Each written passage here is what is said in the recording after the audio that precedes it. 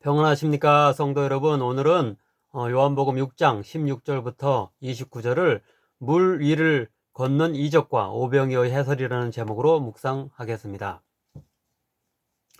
본문은 오병이어 사건 후 제자들이 배를 타고 갈릴리 건너편에서 갈릴리 가버나움으로 돌아갈 때 일어난 예수님이 물 위를 걸어오신 이적, 다음으로 무리들이 예수님을 쫓아 가버나움으로 오는 일, 그리고 가버나움으로 돌아온 후 예수님이 회당에서 무리들에게 앞에 오병이어의 사건에 대해서 설명하시는 내용을 담고 있습니다. 첫째로 16절부터 21절까지의 갈릴리 바다에 무리를 거리신 이적에 대해서 살펴보겠습니다. 이것은 오병이어 이적과 마찬가지로 구약의 출애굽 사건을 연상시킵니다.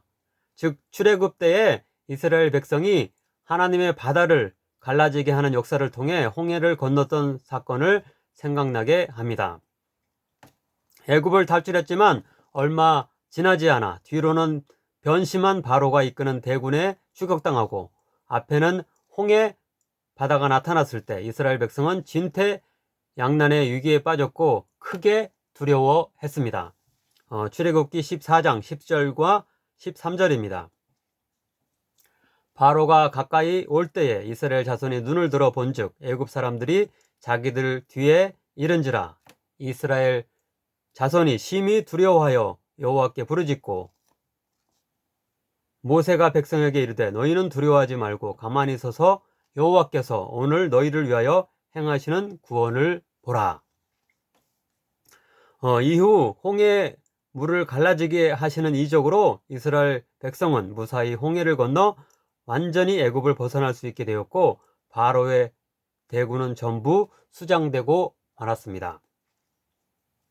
그 홍해 이적과 비슷하게 예수님께서도 큰 바람으로 인한 풍랑에 어쩔 줄 몰라 하는 제자들에게 바다 위로 걸어가시는 역사와 더불어 바람이 잠잠하게 하시는 역사를 베푸셔서 그들을 안전하게 목적지에 도착하도록 인도하셨습니다.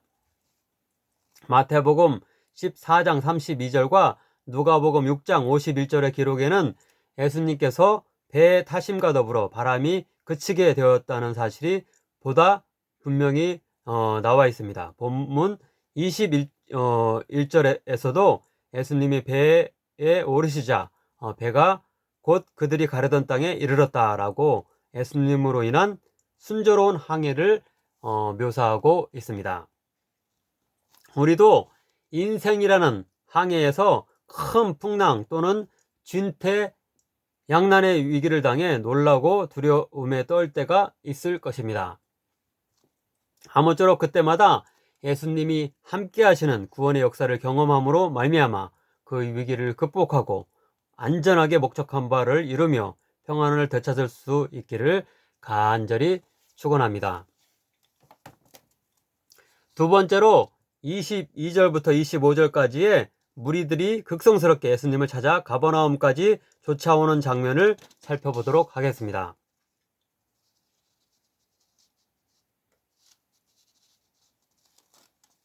먼저 22절은 무리들이 예수님과 제자들의 일행에게는 배가 한 척만 있었는데 제자들만 타고 예수님은 타지 않은 것을 보았다라고 말씀하는데요.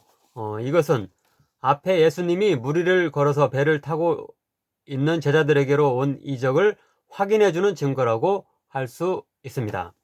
다음으로 23절에 보면 갈릴리 호수 남서쪽에 위치한 디베라에서 아마도 그 동쪽인 것으로 보이는 오병이어 이적이 일어난 곳으로 몇 척의 배가 왔다고 하는데요.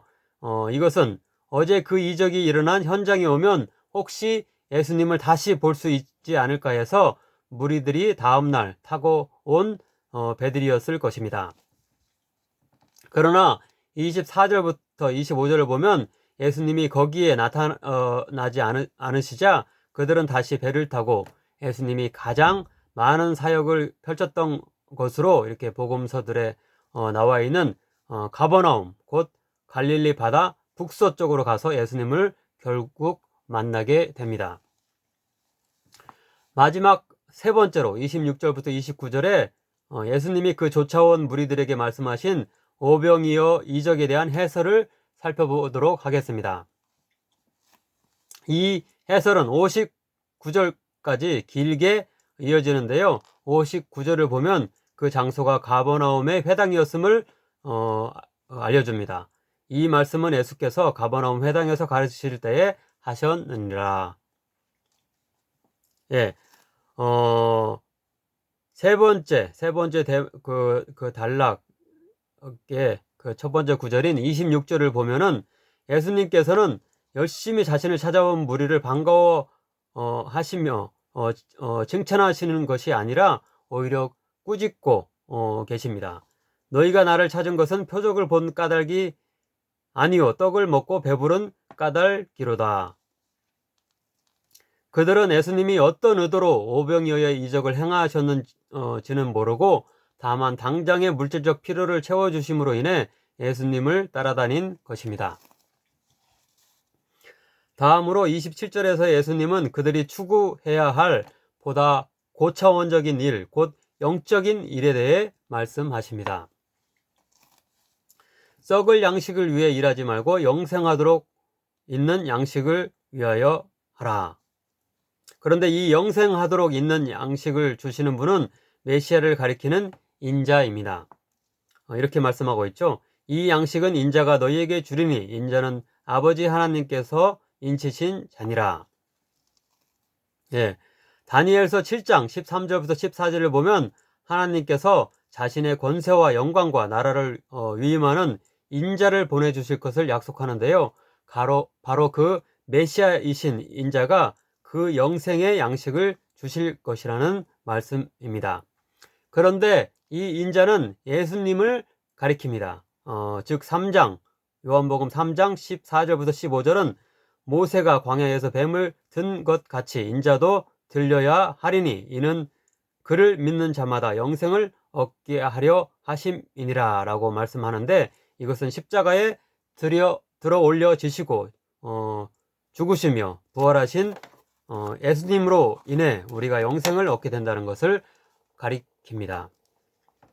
또한 요한복음 8장 28절은 예수께서 이르시되 너희가 인자를 든 후에 내가 그인 줄 알고 라고 말씀하면서 보다 분명히 예수님이 이 인자이심을 나타냅니다.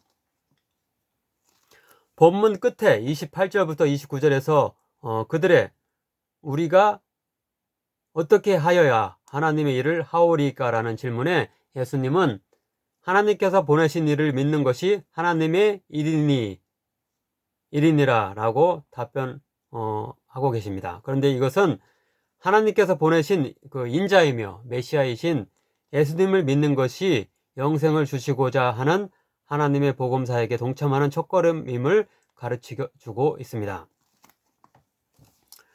아무쪼록 세상 사람들과 같이 잠시 우리의 생명을 연장시키고 곧 썩어 없어지는 물질적 양식만을 추구하는 자들이 아니라 예수님을 믿음으로 말미암아 영생의 양식을 이미 얻은 자로서 최선을 다하여 그것을 다른 이들에게도 전하는 일에 매진할 수 있는 우리 모두 되기를 간절히 바랍니다.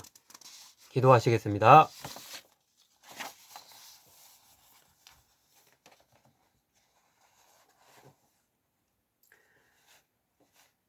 사랑의 하나님, 오병이어의 이적에 이어 물리를 걸어 제자들이 탄 배에 가시고 풍랑까지도 잠잠하게 하시며 두려움에 떨던 그들을 안전하게 인도하신 이적을 베푸신 예수님에 대해 알게 하시니 감사드립니다. 우리 인생에도 여러 파고가 닥쳐올 때에 우리에게 임하셔서 평안함으로 인도하여 주옵소서.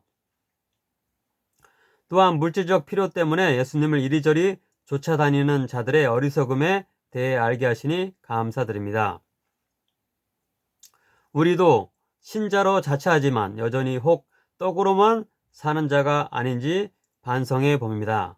예수님이 주시는 영생의 양식을 공급받고 그 기쁨을 이미 맛본 자로서 하나님의 말씀을 추구하며 사는 자들 되게 하옵소서.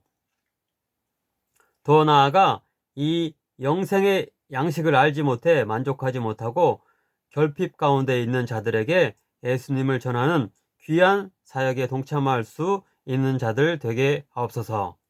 예수님의 이름으로 기도하옵나이다. 아멘.